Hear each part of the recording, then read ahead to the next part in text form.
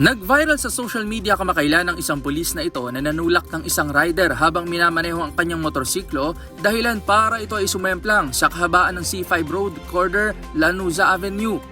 Kwento ng uploader at mismong rider na si Vincent Cayanes, binabagtas lamang niya ang daan ng makasabayang nagmamadaling pulis. Nagkaroon umano ng tensyon matapos na mag-overtaken sa kalsada. Dahil umano dito kaya nagawang itulak siya ng pulis na kinilalang miyembro ng QCPD Mobile Force Battalion. Agad namang umaksyon ang Land Transportation Office o LTO sa naturang insidente at inaresto at inisyuhan agad ng show cause order ang pulis.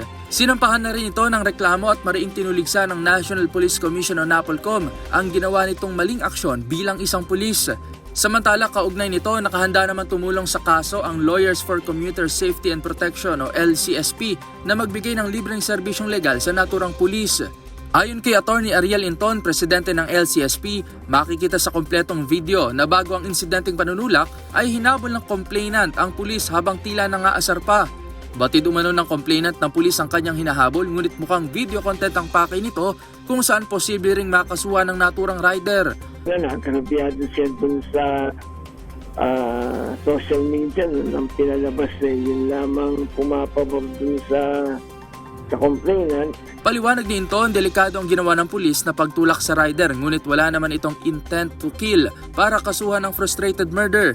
Samantala, ikinadismaya naman ni NAPOLCOM Commissioner Ralph Calinisan ang naging pag-downgrade sa kaso ng pulis na malicious mischief at physical injury, gayong maaari umano itong masampahan ng frustrated murder dahil sa delikado nitong ginawa sa rider. Sa ngayon, patuloy pa rin ang investigasyon at nagpaalala ang LTO sa publiko na maging responsable, mahinahon at disiplinado sa ating pagmamaneho.